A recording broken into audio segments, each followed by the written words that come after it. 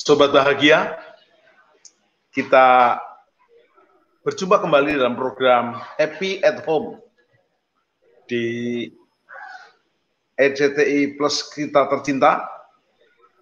Saya bangga bersama RCTI Plus bisa menyapa kekasih-kekasih Tuhan, sobat yang bahagia.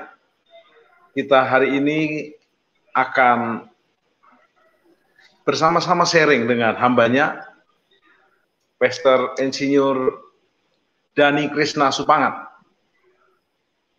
Beliau adalah hamba Tuhan, spesialis akhir zaman. Ada spesialis kesembuhan, spesialis mukjizat, spesialis penginjil. Ini dia akhir zaman.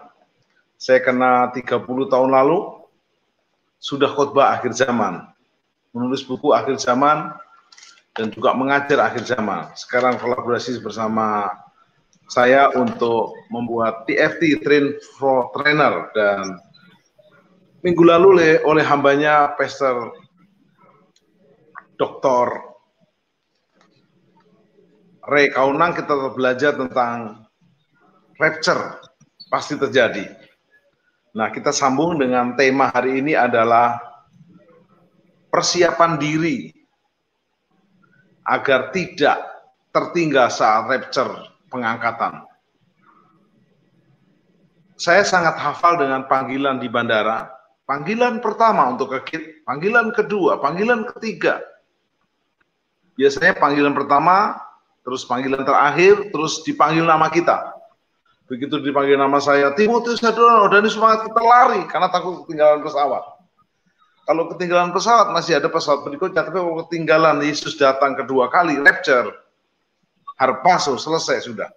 Karena itu kita akan bongkar rahasianya dari Pak Insinyur Dhani Krishna Supangat. Persiapan diri apa aja Pak agar tidak tertinggal saat rapture, pengangkatan.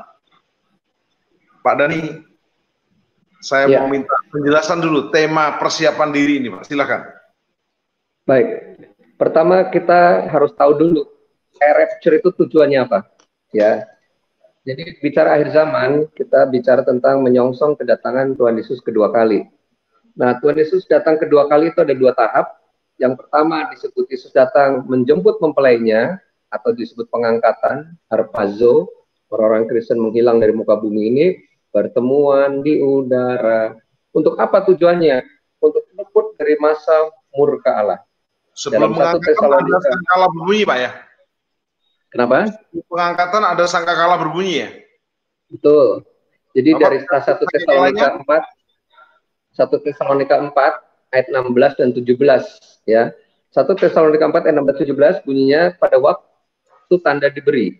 Itu pada waktu sangkakala Allah berbunyi, yaitu Tuhan sendiri akan turun dari sorga. Ya, Tuhan turunnya sendirian. Ya, maka malaikat akan Pak Dhani bawa sangkakala? Ya, sebentar, saya ambil sebentar. Selalu ya, siap. Ciri khasnya saya dan Pak Dhani, beliau tiup sangkakala. 1 Tesalonika 4 ayat 16. Dibacakan dulu ayatnya. Ya. Jadi pada waktu sangkakala malaikat Tuhan berseru dan sangkakala Allah berbunyi, maka Tuhan sendiri akan turun dari sorga, dan mereka yang mati dalam Kristus akan lebih dulu bangkit. Nah, ini lebih tepat ada istilah kebangkitan orang mati. Dan kita, sesudah itu kita yang hidup, yang masih tinggal, akan diangkat bersama-sama dengan mereka dalam awan menyongsong Tuhan di angkasa. Demikianlah kita akan selama-lamanya bersama-sama dengan Tuhan. Jadi di sini kita lihat, kita yang masih di bumi, yang enggak mati-mati, kita akan diangkat bersama-sama mereka. Diangkat nih harpazo, artinya raib, menghilang. Bahasa Latinnya ada istilah rapturo, maka muncul kata rapture, ya, diangkat, diambil secepat mungkin, diamankan. Nah, diamankan dari apa? Dalam 1 Tesalonika 5, nyambung ayat berikutnya, langsung lompat ayat 9, 1 Tesalonika 5 ayat 9, karena Allah tidak menetapkan kita untuk ditimpa murka, tetapi untuk beroleh keselamatan oleh Yesus Kristus Tuhan kita. Nah, jadi tujuan pengangkatan adalah untuk diluputkan dari masa murka Allah. Nah, jadi waktu sangkakala berbunyi,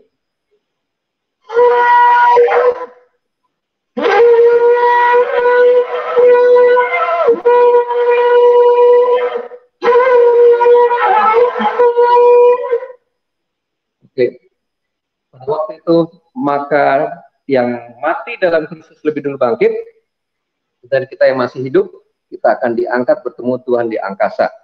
Nah, dikatakan pasal 5 ayat 1, tetapi tentang zaman dan masa itu, saudara-saudara, tidak perlu dituliskan kepadamu, karena kamu sendiri tahu bahwa benar-benar bahwa hari Tuhan datang seperti seorang pencuri pada waktu malam.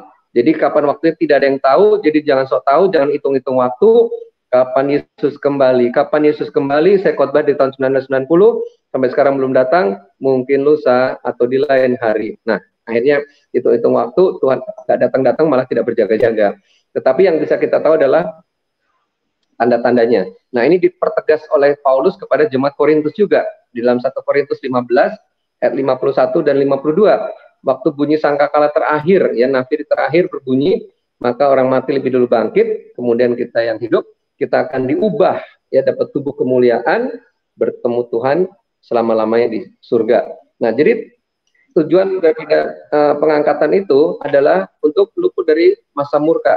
Nah, saya selalu mengajak para yang belajar akhir zaman selalu kembali ke khotbah Yesus.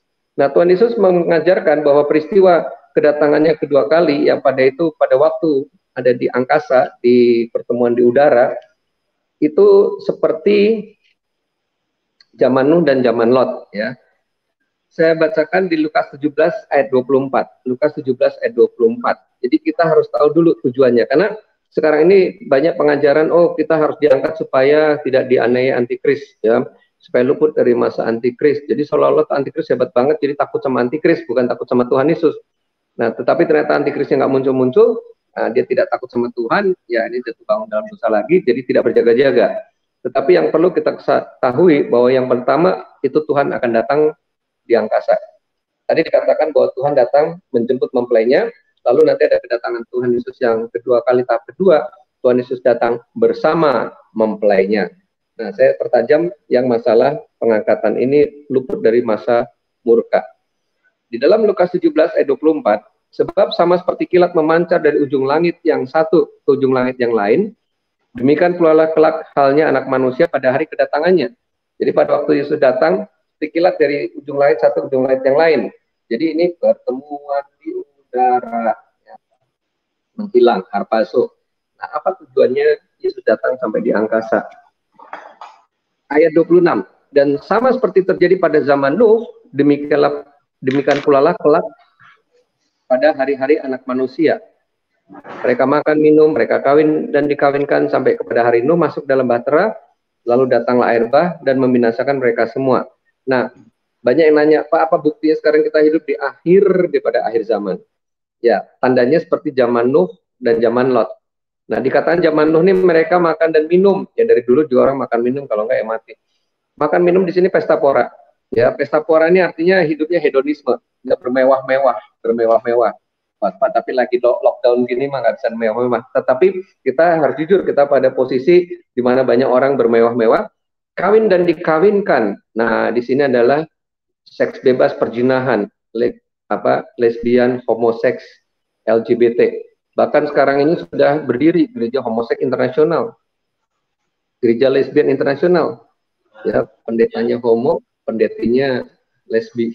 Nah, sampai pada hari Nuh masuk ke dalam bahtera, lalu datanglah air bah membinasakan mereka semua. Jadi Nuh, istri dan anak-anaknya masuk dalam bahtera, setelah itu dunia binasa oleh air bah. Nah, jadi dunia binasa oleh murka air bah. Nah, demikian juga terjadi pada zaman Lot ayat 28-nya. Mereka makan minum, mereka membeli dan menjual, mereka menanam dan membangun. Tetapi pada hari Lot pergi keluar dari Sodom, turunlah hujan api dan hujan belerang dari langit dan membinasakan mereka semua. Zaman Lot makan minum juga, pesta pora, ya, hambur-hambur uang, kedagingan, keduniawian. Kemudian mereka membeli dan menjual. Ini kejahatan ekonomi, korupsi meningkat di mana-mana, cuci uang dan seterusnya. Ya, tapi juga di sini proses perdagangan meningkat, ya, membeli menjual. Mereka menanam dan membangun. Nah, ini proses pembangunan pesat, ya, terjadi teknologi yang maju, semua serba pesat. Jadi orang itu jadi tidak mengandalkan Tuhan, tapi menyombongkan kekuatan sendiri, terkutuk orang yang mengandalkan kekuatannya. Dan ayat 29, tetapi pada hari Lot pergi keluar dari Sodom, turunlah hujan api dan hujan belerang dari langit dan membinasakan mereka semua. Lot, istri dan anak-anaknya keluar dari Sodom dan Gomora, setelah itu Sodom Gomora binasa oleh api dan belerang. Nah, ayat 30, demikianlah halnya kelak pada hari di mana anak manusia menyatakan dirinya. Demikianlah pada waktu Yesus menyatakan diri. Nah, menyatakan diri pada mempelainya, ya, jemaat Tuhan diangkat, menghilang dari muka bumi ini. Ya, setelah itu dunia mengalami 7 cawan murka. Bahkan ada beberapa yang mengatakan 7 sangkakala pun sudah masuk murka, ya, sudah sepertiga bumi hancur, sepertiga manusia binasa, itu sudah mengerikan. Intinya adalah luput dari masa murka. Nah, sebelum kita bicara bagaimana caranya, saya serahkan kembali dulu ke Pak Tim. Pak Dani. Ya. Percaya nggak percaya, rapture masih terjadi. Betul? Pasti. Karena ada ayatnya. Contoh, percaya nggak percaya Yesus mati, Yesus tetap mati. Kan ada yang nggak percaya, Pak? Ya. Oh, Yesus tidak mati, tapi digantikan, gitu. Betul. Juga ada yang nggak percaya Yesus bangkit, tetap Yesus bangkit, kan? Ya. Nah, ada juga yang nggak percaya Yesus naik ke surga. Apalagi ini terakhir, Yesus akan datang. Bagaimana menghadapi orang-orang yang diperingatkan tetap nggak percaya, Pak? Saya nggak percaya. Hidup ini ya lahir, sekolah, kuliah, kerja, menikah, punya anak cucu, mati, selesai. Nggak ada hubungannya Yesus datang, menjemput, neraka, surga itu nggak ada. Itu nomor 1. Pihak yang cuek banget. Dia hidup seperti, mohon maaf, binatang. Hanya lahir, hidup, terus mati. Kedua, ada yang over, Pak. Ketakutan. Takut nanti ketemu antikris. Sehingga ada sebagian sudah menjual harta, kekayaan, tanah. Menanti-nantikan kedatangan Tuhan. Padahal juga belum pasti tanggalnya. Nah, ada yang tetapi kita tentu rindu punya sikap yang benar, mempersiapkan diri menyongsong rapture menurut khotbah Yesus, menurut Injil. Karena tentu powerful kan kalau itu di Alkitab bahasa Inggris ditulis ucapan Yesus dalam tinta warna merah. Nah, ya. Mohon Pak Dani bantu. Kita diskusinya pendek-pendek, Pak. Kalau panjang nanti jemaat umat tidak bisa menangkap, ya Pak ya? Iya, boleh, siap. Oke, yang pertama saya mau bagikan dulu kesaksian saya. Ya, jadi ketika saya latar belakang, nama saya Krishna, betul ya, dari latar belakang lain. Ketika saya mencari Tuhan, ya saya juga belajar dari para nabi-nabinya. Dan saya temukan kalau Yesus boleh disebut nabi, dia lain daripada yang lain. Ya, banyak utusan Tuhan itu lahirnya baik-baik, ya. Tetapi Yesus lahir di kandang domba. Kenapa? Karena dia adalah anak domba Allah. Ya, kalau disebut Yesus adalah anak jerapah Allah, ya lahirnya kandang jerapah gitu. Tetapi artinya dia betul-betul menjadi kurban. Ya, domba ini kurban. Lalu ada yang menarik. Di dunia ini banyak utusan Tuhan setelah mati tidak hidup kembali. Nah, Yesus itu sudah mati dan hidup kembali. Itu buktinya bahwa Yesus yang kita sembah adalah Allah yang hidup. Tetapi ada lagi yang menarik.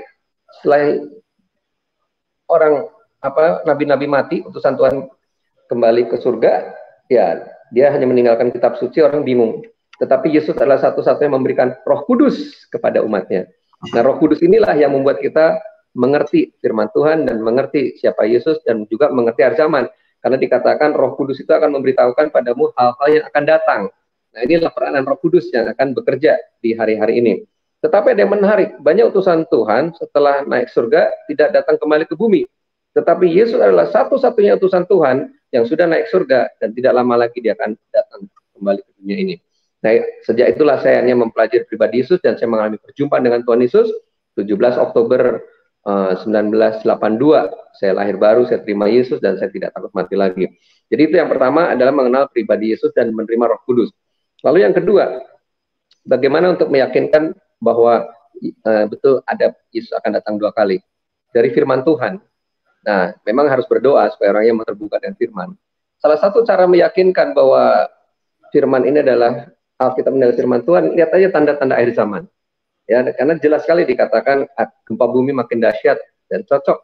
Ya, kemudian akan ada wabah penyakit yang ganas sampai orang mati ketakutan. Sekarang terjadi itu dari Lukas 21 ayat 11 dan ayat yang ke-26 di mana wabah penyakit ini menimbulkan orang mati ketakutan. Ini virus corona ini bukan coronanya yang bikin mati, malah karena ketakutannya malah lebih banyak yang mati udah takut duluan, maka hati gembira adalah obat.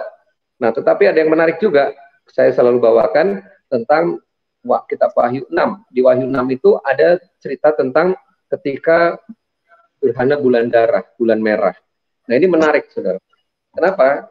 Karena begitu jelas Tuhan mengatakan, lihat itu kalau gerhana bulannya warnanya udah merah, ya waspadalah, waspadalah. Dari dulu tuh bulan kalau gerhana ya hitam warnanya. Ya, tetapi sekarang merah, dan kalau terjadi gerhana matahari dan gerhana bulan bersamaan, ya maka periksa, lihat akan ada gelora laut dan gelombang tsunami, dan akan terjadi gunung dan pulau bergeser.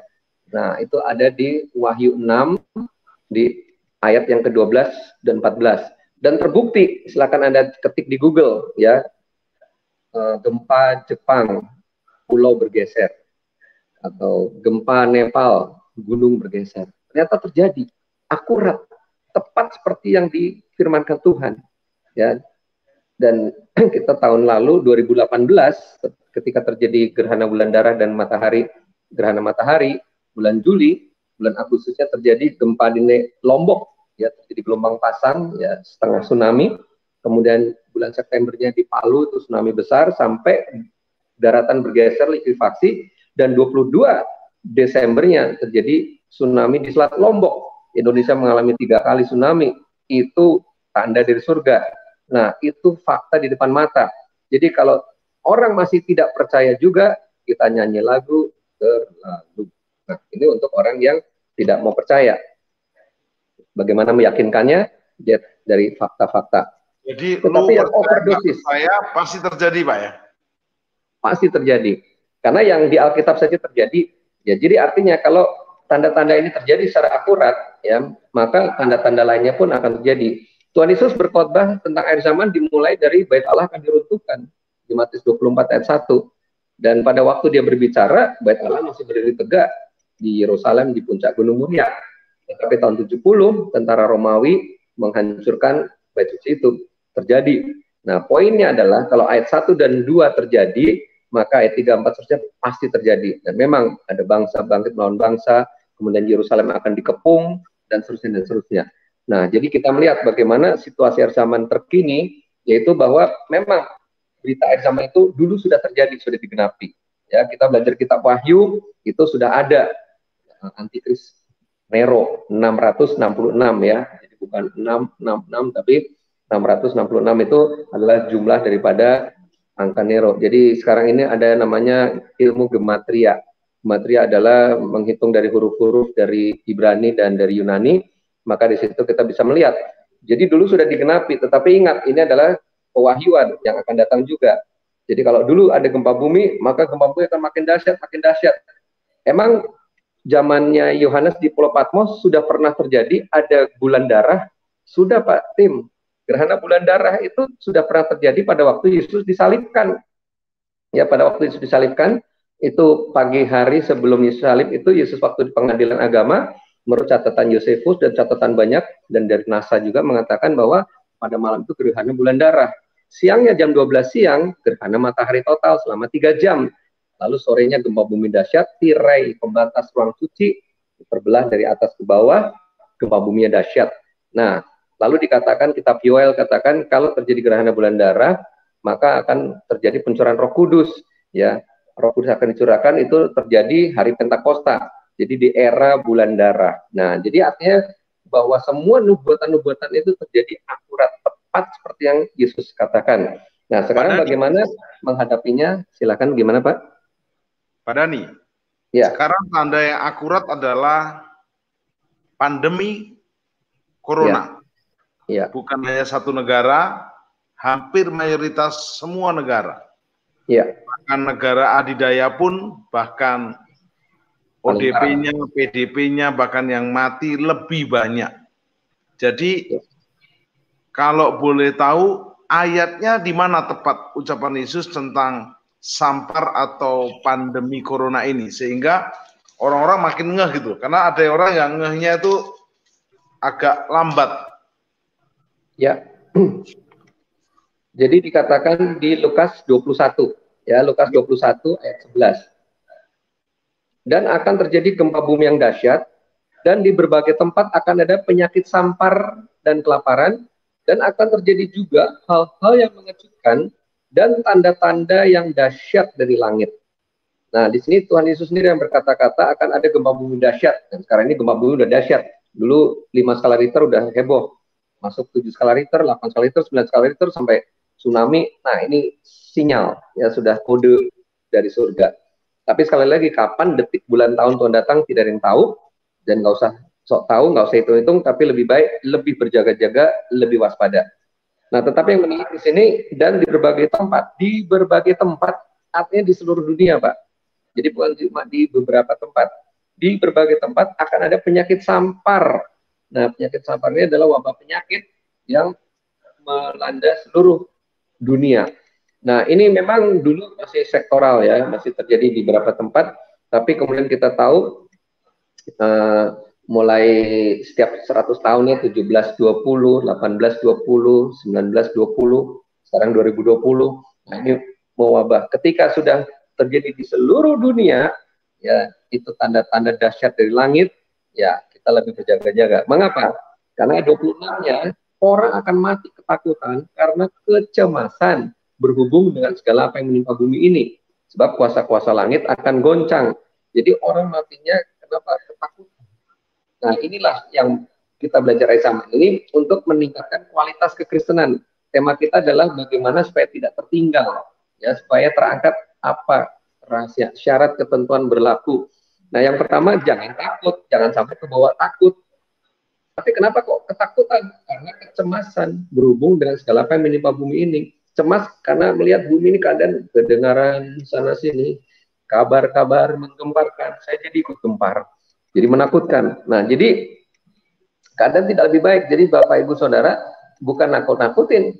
Ke depan ini keadaan tidak lebih baik, makin buruk, ya.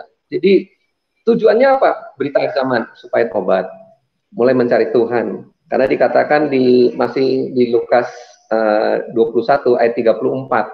Ayat 34. Jagalah dirimu supaya hatimu jangan syarat oleh pesta pora dan kemabukan serta kepentingan-kepentingan duniawi, dan supaya hari Tuhan jangan dengan tiba-tiba jatuh ke atas dirimu seperti suatu jerat.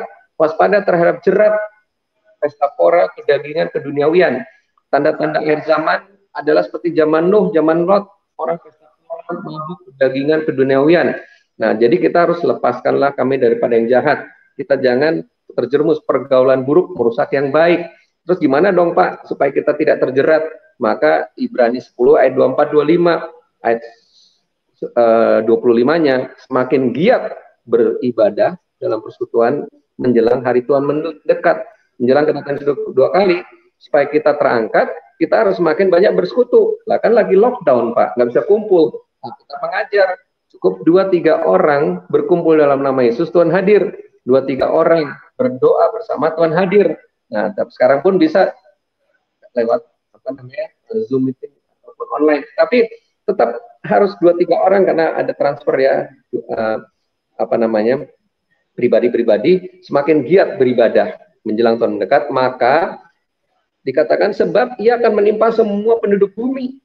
Jadi ini peristiwa-peristiwa kegoncangan, pesta pora, dan semua keduniawian ini menimpa seluruh penduduk bumi. Nah, mungkin abad yang lalu belum menimpa seluruh dunia.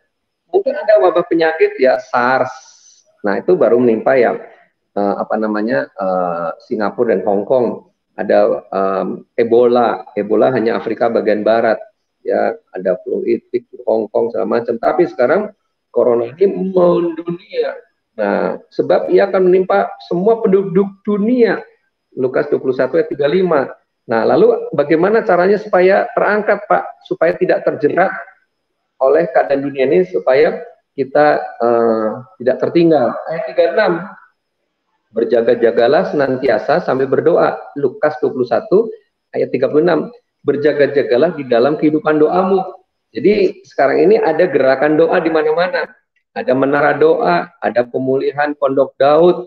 Itu bukan program gereja, itu Roh Kudus yang bangun. Tuhan Yesus membangun sarana-sarana untuk kita orang-orang masuk dalam kegerakan doa, membangun tahta, membangun suasana surgawi, masuk ke ruang Maha Kudus, bertemu muka dengan muka, tenggelam di dalam kasih-Mu Bapa. Nah, di dalam kehidupan doa kita berjaga-jaga supaya kamu beroleh kekuatan untuk luput dari semua yang akan terjadi itu, dan supaya kamu tahan berdiri di hadapan anak manusia. Jadi kita bisa luput dari semua malapetaka. Bumi gonjang-ganjing, kita terus ajojing, Pak Tim.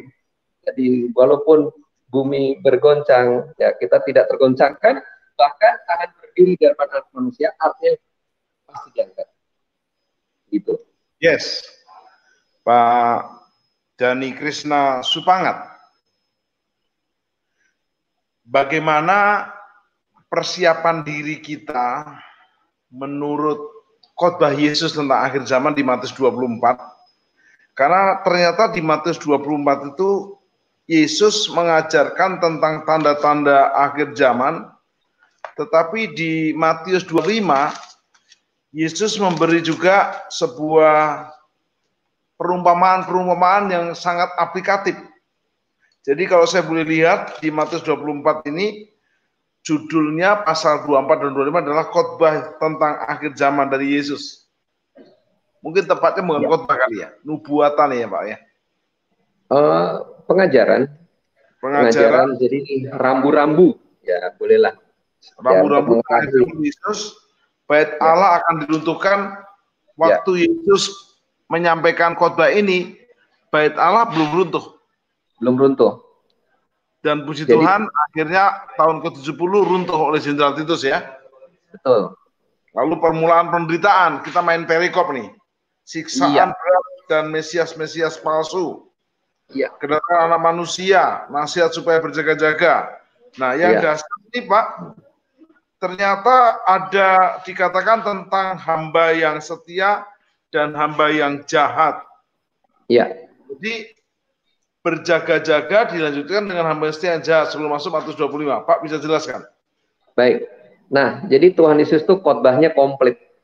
Dia bukan cuma menakut-nakuti, ya memang ini masa penghakiman, pengadilan. Dia bukan cuma memberitahukan ini keadaan parah, ya situasinya sulit, tetapi dia juga memberikan satu solusi. Jadi akhir zaman itu bukan cuma malapetaka, ya. Pak Dani, supaya nggak tegang, boleh minum ya? Oh boleh, ini datang minuman di tempat saya juga. Iya. Puji Tuhan. Seruput teh. Kita tos dulu Pak, tos dulu, ting gitu kan. Nggak bunyi. Oke, sekali lagi. Ya, ting lah. Nah, udahlah. Oke, ini bingung kanan kirinya. Saudara di rumah jangan tegang, boleh juga minum teh dan kopinya. Dan nanti seluruh rekaman daripada live SCTI Plus ini bisa Anda tonton lagi di library atau di VOD-nya SCTI Plus. Anda cukup ketik namanya Happy at Home, maka semua episode-episode dalam program ini Anda bisa putar ulang dan putar ulang. Jadi tetap seruput teh, kopi, bahkan mungkin lebih jahe ya. Jahe merah. Oke, saya lanjutkan. Ya, struktur dari khotbah akhir zaman ini menarik. Ya, pertama Tuhan memberitahukan dulu bahwa apa yang dia ucapkan itu pasti terjadi. Dan dia menggunakan contoh bait Allah yang diruntuhkan dan terjadi. Nah, baru kedua dia menubuatkan akan adanya permulaan penderitaan. Nah, ini penderitaan seperti wanita sakit bersalin. Perempuan itu kalau mau beranak, mau melahirkan anak ya, udah bukan 1, 2, 3, ayo Pak ke rumah sakit atau di rumah sakit masih lama Bu, baru bukan 3 pulang. Atau aduh cepet udah mules nih, bukan 4, 5, 6 belum Bu, masih bukan 6 masih lama, pulang lagi. Atau udah ngeden lagi, udah ngos-ngosan 7, 8, 9, nah udah ini lagi bukaan 10, ketuban pecah, bayi oek. Nah, kita aja begitu, dari dulu sudah ada gempa bumi, hilang berita. Ini lagi rame tanah longsor, ya banjir bandang, mobil-mobil pada hanyut, hilang. Tapi perhatikan, Sekarang makin sering ada banjir bandang, ya frekuensinya makin banyak. Gunung meletus bersamaan. Nah, ini saya punya sebuah data di mana ada satu hari itu 4 gunung pada tanggal yang sama, beda tempat gunungnya meletus sama-sama. Ya, kemudian tsunami juga begitu dan seterusnya. Nah, dari permulaan penderitaan ini kemudian lari kepada ada tanda-tanda juga kebangunan rohani. Injil diberitakan pada segala makhluk. Ya, ada aniaya juga, tapi ada juga pemberitaan Injil. Nah, kemudian ada siksaan berat Mesias palsu. Nah, di sini harus belajar kitab Daniel ya. Jadi kalau belajar Daniel itu bisa berminggu-minggu. Tetapi sebenarnya Daniel bicara tentang munculnya antikris ya. Antikris akan menguasai Yerusalem, menguasai orang Yahudi, ini masa kesusahan Yakub, tetapi juga nanti masa kesusahan orang-orang Kristen juga karena dikatakan ada penyesatan diulang. Nah, baru kedatangan anak manusia ini kronologinya ya, ada yang menganut pre-tribulation, ada yang menganut mid-tribulation, ada post-tribulation, yang ada yang menganut biar seru dan panas. Iya. Pak Dhani ikut aliran yang mana? Pre-tribulation, sebelum aniaya antikris naik ke surga, tengah-tengah nyicipi separuh antikris, baru naik, atau pos setelah selesai aniaya dan antikris kita baru naik. Pak Dhani ikut yang mana? Ya, jadi setelah saya bertahun-tahun saya mengajar, saya juga lempar ke floor ya. Jadi kalau dari Tuhan pasti sama. Nah, kecenderungan sekarang adalah pre-tribulation ya. Jadi sebelum masa 7 tahun. Kenapa? Karena 3,5 tahun itu terambil dari Daniel 9 ya. Daniel 9 ayat yang ke-27. Nah, tujuan dari pengangkatan ini adalah untuk luput dari masa murka. Sebetulnya bisa di-pray, bisa di-mid. Nah ya, yang mana yang benar sekali lagi tidak ada yang tahu, hanya Bapak yang tahu. Ya, kalau tetap aja. Yang merasa tahu gimana Pak Dhani? Yang sok tahu ya jadilah sesuai dengan imanmu. Nah, sebetulnya kuncinya satu. Di Lukas 17 tadi dilanjutkan dengan Lukas 18. Ya, di Lukas 18 itu ada ayat menarik nih, ayat 8. Catat Pak Tim, semua pemirsa catat. Lukas 18 ayat 8. Saya catat. Ya, Lukas 18 ayat 8. Aku berkata kepadamu, ia akan segera membenarkan mereka. Akan tetapi jika anak manusia itu datang, adakah ia mendapati iman di bumi? Jika dia datang kedua kalinya, adakah iman di bumi ini? Nah, imannya apa? Imannya diangkat di awal sebelum 7 tahun perjanjian ya antara nanti tanda kutip namanya antikris ya dengan bangsa-bangsa, atau di pertengahan saat si antikris itu merusak perjanjian, atau di akhir daripada masa antikris, jadilah sesuai dengan imanmu ya. Nah, saya ini karena ngomongnya cuma akhir zaman, khotbah terus, lalu kedua juga saya lempar ke floor, silakan kita berdoa. Tetap Tuhan hanya Bapak yang tahu, tetapi kita lihat trending topik. Nah, trendingnya itu di seluruh dunia di awal 7 tahun. Tapi di awal 7 tahun itu bukan karena tidak mau masuk masa antikris, bukan karena takut sama antikris. Di awal 7 tahun ini karena ini mempelai ini adalah pengantin Tuhan, buah sulung, the best ya, yang sulung. Nah, jadi Yesus menjemput untuk masuk dalam pesta kawin anak domba. Nah, dalam pesta kawin anak domba itu kita ikut berdoa di sana. Nah, memang 3,5 tahun yang pertama ini banyak versi, mungkin kalau dibahas di sini panjang ya. Jadi ada yang tertinggal, tapi yang tertinggal ini sudah mulai masuk masa sukar, tetapi bukan masa antikris. Nah, kemungkinan karena ada satu teori bahwa mempelai itu juga adalah the Jews and the Gentiles, Yahudi dan non-Yahudi yang Kristen. Nah, ini nanti ya di pertengahan 7 tahun mereka ini akan diangkat, karena kalau masih ada orang Kristen di bumi, Roh Kudus dalam diri kita lebih besar daripada roh antikris. Ya, antikris tidak akan bisa berkuasa atau berperan selama masih ada gereja Tuhan. Nah, itu tercatat di dalam 2 Tesalonika 2 ayat 1 sampai 4. Nah, ayat 7-nya ada gerakan rahasia, secara rahasia kedurhakaan sudah bekerja, tapi sekarang masih ada yang menahannya. Kalau yang menahannya sudah diangkat, ya sudah disingkirkan, itu berarti sudah diangkat, sudah tidak ada di bumi ini, berarti Roh Kudus itu sudah diangkat, maka si pendurhaka itu antikris baru berperan, ya, karena dia tidak akan ditengking-tengking. Sekarang Tuhan Yesus dari surga, episode antikris, ya, antikris kemudian duduk di bait Allah, gereja masih di bumi, pendoa syafaat semua di seluruh dunia menaruh doa dalam nama Yesus, kami patahkan, kami hancurkan kekuatan antikris, keluar dari Yerusalem. Wah, pontang-panting dia, kaget, loh kok saya kalah. Kemudian dia coba lagi episode antikris sampai 3 kali, lamanya diprotes. Tuhan, gimana saya mau berperan?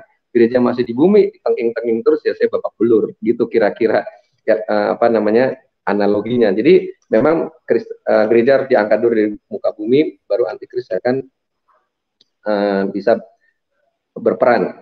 Kenapa harus ada antikris? Nah, nanti panjang lagi ceritanya, tapi kan ada ayatnya di kitab Daniel. Nah, tadi dikatakan, lalu menurut khotbah Yesus, bagaimana caranya? Ya, nasihat supaya berjaga-jaga ini sudah mulai menggambarkan ciri orang Kristen yang siap diangkat, seperti Nuh, seperti Lot. Ya, jadi Nuh dan Lot ini taat, ya, taat firman. Dia sudah dapat pemberitahuan dulu, sudah ada petunjuk. Nah, firman-firman ini sekarang juga ada petunjuk. Waspadalah, waspadalah. Maka Nuh membangun bahtera. Banyak pengejek-pengejek. Nah, 1 Petrus 3. Pada hari akhir banyak pengejek. Saya pun diejek. Mana dari dulu air zaman Tuhan nggak datang. Ya, yang datang malah satpam, malah koramil, itu mereka yang nentuin tanggal, ya. Ya, artinya 1 hari sama dengan 1000 tahun, 1000 tahun 1 hari. Ya, sekali lagi saudara, kita tidak dipancing atau tidak diajak Tuhan hitung-hitung waktu. Ya, tetapi dengan situasi yang ada, kita tahu sekarang ini skenario-nya apa. Nah, skenario pertama, gereja harus berjaga-jaga supaya tidak terjerat. Ya, tetapi yang kedua juga, di akhir zaman ini ada penuaian, supaya jemaat yang dilayani dimuridkan, naik level. Jadi jemaat yang melayani Tuhan. Ya, tuaian banyak, pekerja sedikit, ladang telah menguning, siap untuk dituai. Jadi tujuan kita belajar akhir zaman supaya orang-orang Kristen siap diupdate, naik level, dan kita siap diutus. Nah, itu dia. Jadi percepatan di dalam pelipat gandaan murid. Jadi tema dari akhir zaman adalah 1, mempersiapkan Kristus, mempersiapkan mempelai Kristus. 2, melipat gandakan pekerja Kristus, melipat gandakan pekerja Kristus. Dan yang ketiga, mempersatukan tubuh Kristus. Mempersatukan ini tidak secara organisasi, ya, tapi secara organisme, sehingga tubuh Yesus bersatu, maka Yesus kepalanya menyatu, ya, nempel pas, akurat. Oke, Pak Dhani. Nah,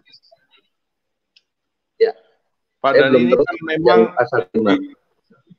Pak Dhani ini memang di memorinya penuh dengan ayat akhir zaman, penuh dengan arahan akhir zaman. Namun saya potong-potong supaya jemaat nyatetnya enak. Saya mencatat kalau kita tahu akhir zaman ada 3 hal yang kita lakukan. Mempersiapkan mempelai Kristus, itu diri kita siap-siap jadi mempelai Kristus. 2, kita melipat gandakan pekerja Kristus. 3, mempersatukan tubuh Kristus.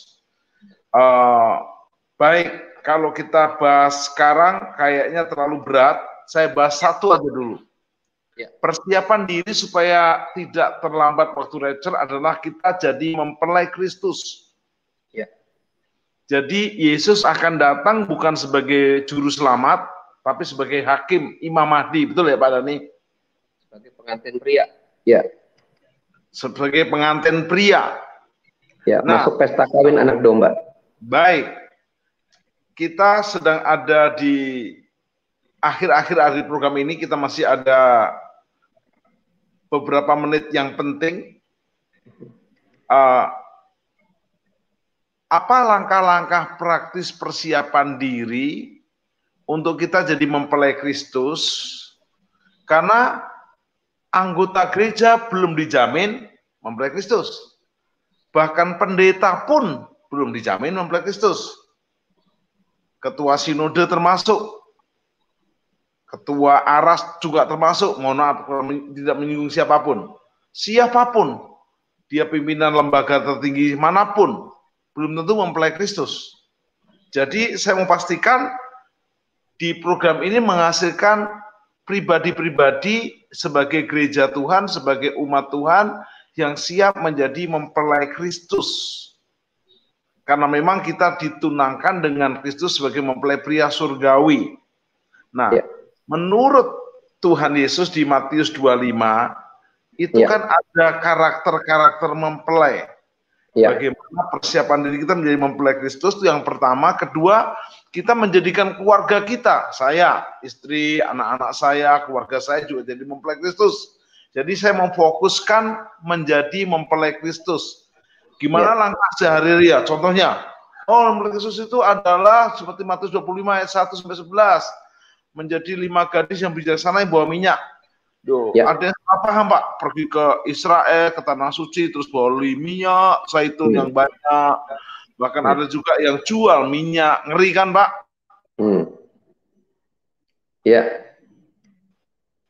Oke.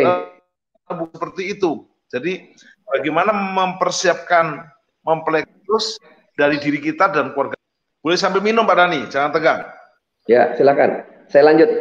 Oke, sekarang saya langsung pada ringkasan-ringkasan daripada perumpamaan Tuhan Yesus. Yang pertama, hamba yang setia dan hamba yang jahat. Ya, nah, bagaimana supaya jadi hamba setia? Hamba setia pasti diangkat, hamba jahat akan tertinggal. Kenapa disebut jahat? Dia berkata, oh Tuhan masih lama, belum datang-datang. Akibatnya tidak berjaga-jaga.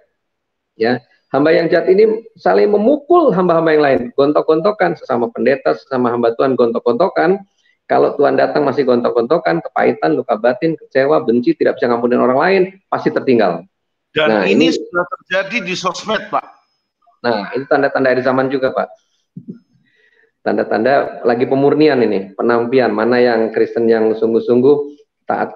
Jadi suas hati ya. Jadi hamba setia adalah lebih berjaga-jaga dalam doa penyembahan, membangun hadirat Tuhan, intim melekat dengan Tuhan, tidak ada kepahitan, tidak ada kebencian, mengampuni, dan tidak terikat dengan kedagingan dan keduniawian. Ya, jadi hamba yang jahat ini karena terikat kedagingan dan keduniawian, makan minum bersama para pemabuk, jadi mabuk duniawi.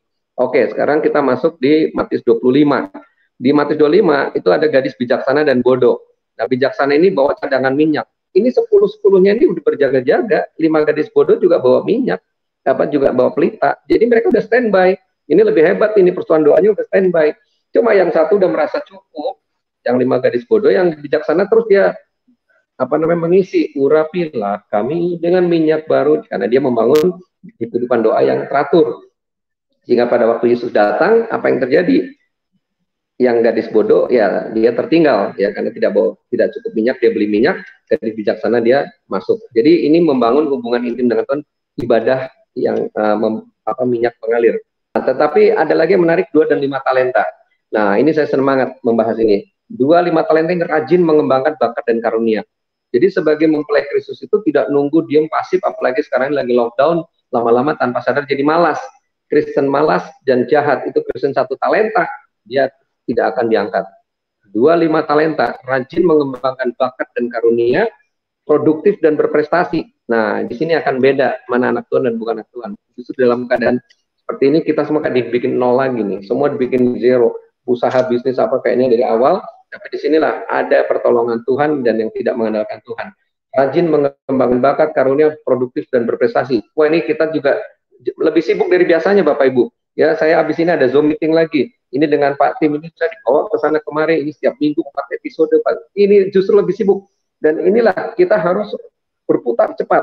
Ya, kemudian berikutnya baru kita lihat ke domba, ya, Kristen domba dan kambing. Domba itu, ku mau sepertimu Yesus, disempurnakan selalu. Jadi Kristen domba ini adalah Kristen yang menjadi seperti Yesus. Pada waktu lapar, kau beri aku makan. Pada waktu haus, kau beri aku minum. Jadi rela berkorban dan penuh kepedulian. Nah, di luar daripada khotbah Matius 25 dan 24 ini, saya tambahkan sedikit Pak Tim, yaitu ada Kristen gandum dan ilalang. Nah, gandum ini berbuah lebat. Ya, jadi cirinya dia berbuah lebat, melipat ganda. Maka harus masuk pemuridan. Ya, semua jemaat dilayani masuk dalam pemuridan supaya terjadi duplikasi, lipat ganda, jadikan semua bangsa murid, disciples the nation, ajarlah mereka, mentorlah mereka. Kemudian ada namanya Kristen emas, perak, dan permata. Lawannya kayu, rumput kering, dan jerami. Ya, pada waktu ada penampilan sekarang ini, emas, perak, permata dipakai untuk perkara mulia. Ya, jadi dia melayani Tuhan. Jadi kalau mau yakin diangkat, ya udah layanilah Tuhan. Ya, emas, perak, permata. Dan yang terakhir itu ada namanya Kristen bait suci dan halaman. Nah, ini kitab Wahyu 11. Halaman akan diinjak-injak antikris. Jadi Bapak Ibu nggak usah nunggu nanti masa antikrisnya, sekarang ini roh antikris sudah di mana-mana. Ya, roh antikris sudah di mana-mana. Kalau Anda tidak berjaga-jaga, Anda bisa diinjak-injak antikris. Jadi kita Kristen bait suci. Bait suci adalah intim dan melekat dengan Tuhan. Ya, artinya kita ini membangun hubungan doa, pujian, penyembahan. Di hari-hari terakhir ini kita membangun melekat, manunggal dengan Bapa, Anak, dan Roh Kudus, menjadi seperti Yesus. Kapanpun Tuhan datang, pasti diangkat. Wow. Gitu Pak. Sangat-sangat jelas. Saya catat semua nih Pak. Ya. Ada arahan-arahan yang begitu detail. Tapi saya akan dalami di 14 menit terakhir ini. 5 gadis yang bijaksana itu memiliki persediaan minyak. Tapi ada masalah Pak. Dia tertidur juga Pak. Kedua, 5 gadis yang bodoh itu juga termasuk orang percaya mau menanti-nantikan Tuhan kok. Iya. Nah, di dalam film Hollywood Left Behind, walaupun cuma film, tapi itu akuratnya lumayan juga. Sesuai Alkitab, waktu rapture. Karena Yesus berkata, kalau ada 2 orang di ladang, 1 diangkat, 1 ketinggalan. 2 orang memutar batu kilangan, 1 diangkat, 1 ketinggalan. Ada 2 orang bikin Zoom wawancara seperti ini, 1 diangkat dan 1 diangkat juga. Amin Pak. Amin. Amin. Kita dua-duanya harus diangkat. Saya nggak mau diangkat Pak. Saya harus diangkat Pak. Nah, saya nggak mau nggak diangkat, saya harus diangkat. Makanya kalau 1 diangkat, kita juga diangkat. Nah, sekarang bagaimana kita mengaplikasikan dalam kehidupan sehari-hari 5 gadis bijaksana, berjaga, dan punya persediaan minyak. Silakan Pak. Oke, saya kembali ke khotbah Ibrani 10 ayat 24-25 ya. Marilah kita saling memperhatikan, ya, saling mendorong dalam perbuatan baik, artinya dan semakin giat beribadah menjelang hari Tuhan yang mendekat. Nah, cara kita mengumpulkan minyak yang lewat ibadah, ya, lewat ibadah, persekutuan, semakin giat bersekutu dengan saudara seiman, ya, tentu di kita dengan Tuhan itu bait suci, kita intim, melekat, tetapi dengan saudara seiman perlu. Kenapa? Karena hari-hari ini adalah jahat, ya, pergaulan buruk merusak yang baik. Ya, kita di rumah masih haleluya, di luar udah haleluya, udah banyak tawaran ini, lupa semuanya. Di sini kita lagi lockdown bisa baca Alkitab tiap hari. Begitu di luar banyak masalah, hanya terganggu, bisa emosi naik dan seterusnya. Nah, jadi cara pertama yang paling praktis adalah berusaha punya teman persekutuan doa, ya, rekan, ya boleh sebut cell group lah atau kelompok kecil untuk saling mendoakan. Saya sebut perisai doa. Ya, saya punya perisai doa, ada 3-4 orang mendoakan saya pun mendoakan yang lain. Jadi kita saling cover satu dengan yang lain, terutama para pendeta. Ya, ini perlu mendoakan jemaat, jemaat mendoakan para pemimpinnya. Lalu yang kedua, minyak ini diperoleh dari pujian penyembahan. Latihlah dirimu beribadah. Latihlah dirimu doa penyembahan. Ya, kalau nggak pernah bisa menyembah, baru 5 menit, haleluya, haleluya. Udah menit keempat, haleluya. Tiduran, karena tidak terlatih. Nah, jadi ini latihan. Latihlah dirimu beribadah dalam doa pujian penyembahan, membangun takhta. Nah, manfaatkan acara-acara kegerakan doa pujian penyembahan untuk membangkitkan roh kita, khususnya sedang ada doa pujian penyembahan 40 hari 24 jam dari jaringan doa nasional. Silakan Anda bergabung di YouTube, ya, di MDK Nasional di YouTube atau di Facebook jaringan doa nasional. Anda bisa bergabung di situ, Anda bisa 24 jam dan nanti terbangun, ya, api doa, api pujian penyembahan. Kenapa saudara? Kalau Anda sudah di level ruang Maha Kudus, ya, ku ingin selalu bersekutu denganmu. Cinta mula-mula bangkit, ya, menikmati hadiratmu, terjadilah kasih mula-mula. Nah, ini saya juga mau tegaskan, di kitab Wahyu itu ada 7 sidang jemaat, ya. Nah, 7 ini hanya 2 yang langsung terangkat. Yang pertama Smyrna, ini memang martir yang langsung mati masuk surga. Tapi yang kedua ini adalah Philadelphia, ini taat melakukan firman Tuhan.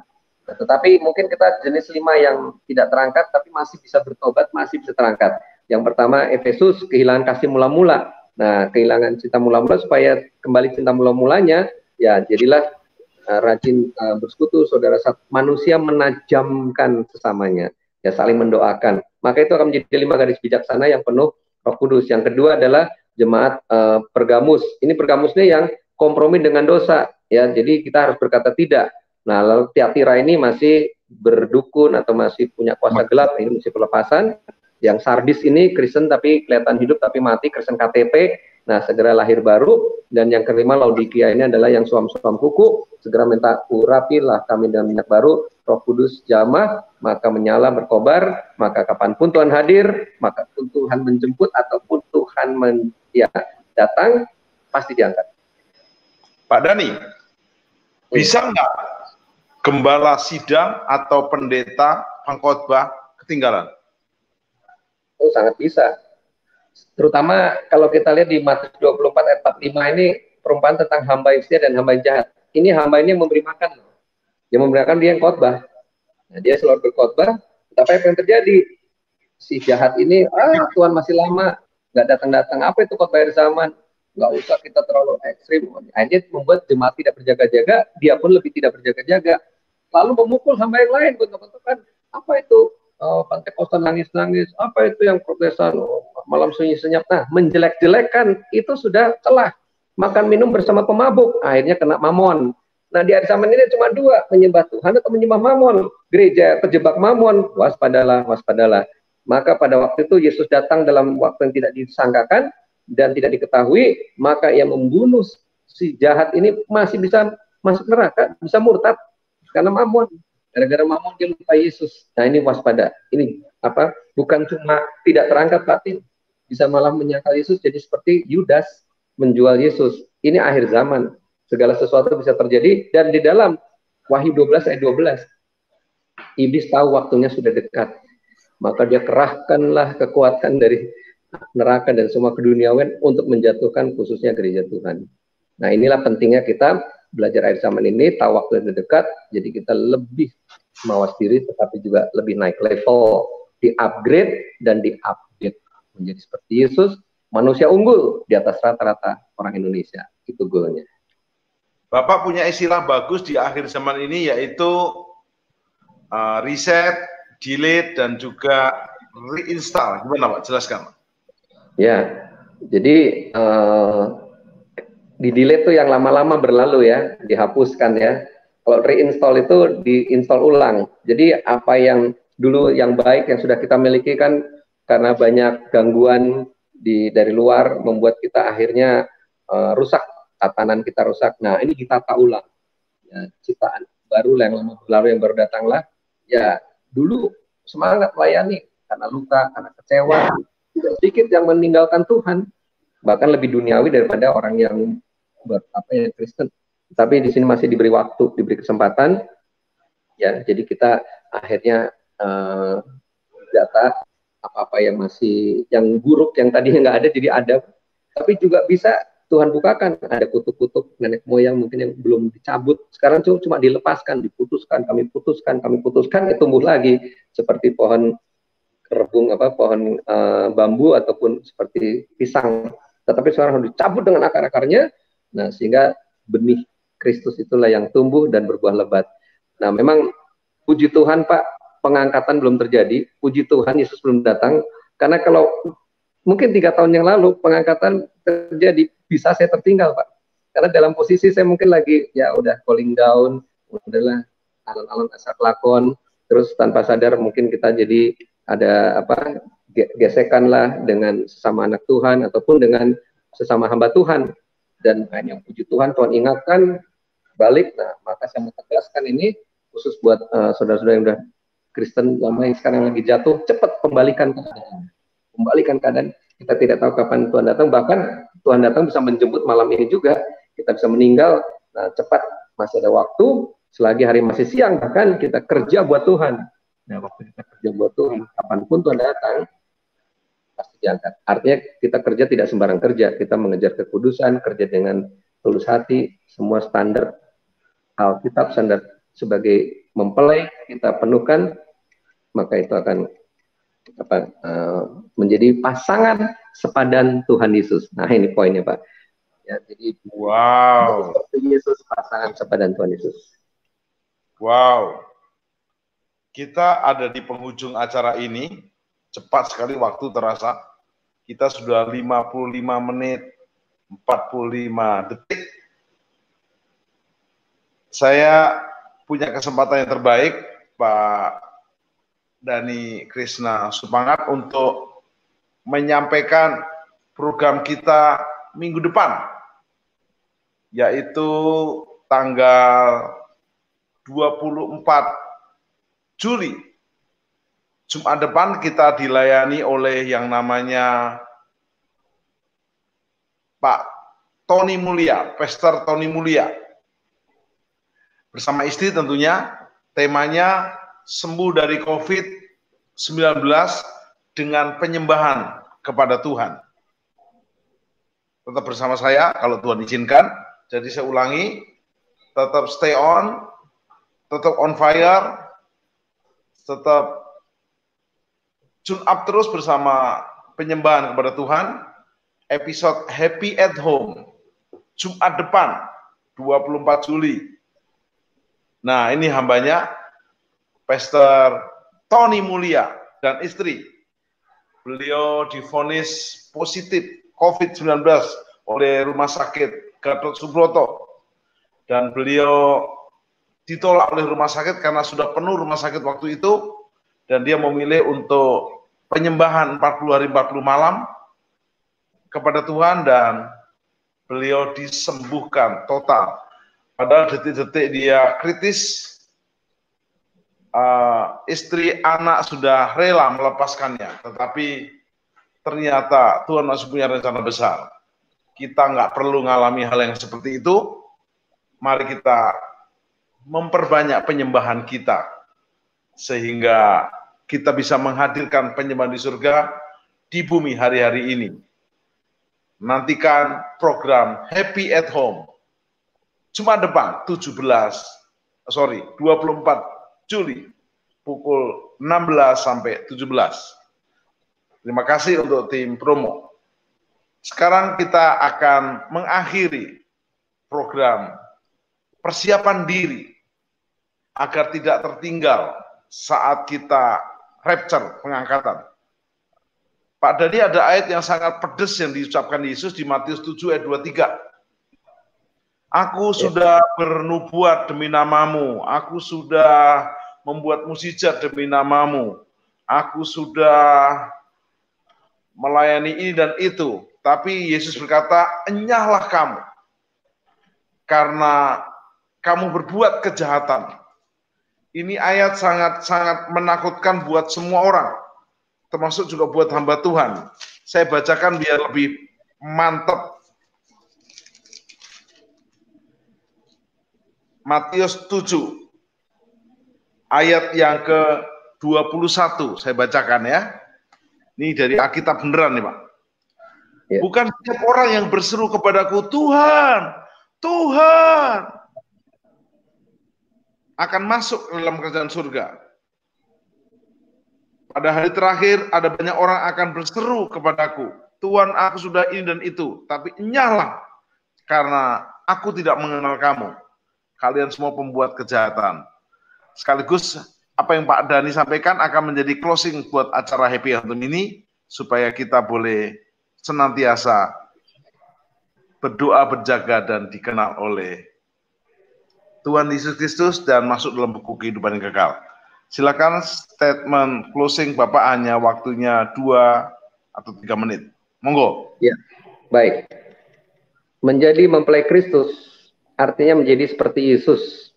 Menjadi seperti Yesus artinya kita hidup intim dan melekat dengan Tuhan, dan supaya menjadi seperti Yesus maka kita harus menjadi pelaku firman, melakukan kehendak Tuhan pada zaman ini. Kenapa tidak dikenal Tuhan? Karena tidak melakukan kehendak Bapa. Nah, jadi di sini dikatakan mereka jahat di mata Tuhan. Kapan dibilang jahat? Pertama, dia 1 talenta. Orang yang malas itu jahat.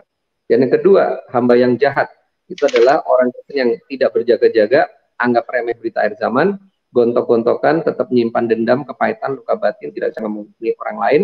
Bahkan yang paling parah, dia mabuk duniawi, kedagingan, dan keduniawian, jadi hidup terus dalam dosa, maka akhirnya dia akan terjerat oleh dunia ini.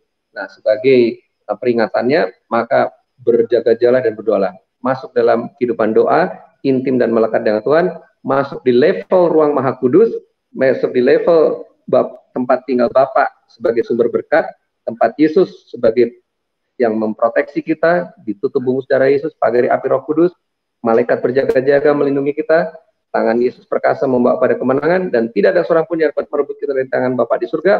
Dan yang ketiga, pekerjaan Roh Kudus, hidup di dalam otoritas dan kuasa daripada Roh Kudus. Itulah Kristen ruang Maha Kudus, dan di level ruang Maha Kudus inilah kita akan bisa beroperasi, maupun kita juga bisa berprestasi, dan kita dipakai Tuhan, dan kapanpun Tuhan datang, pasti dia akan.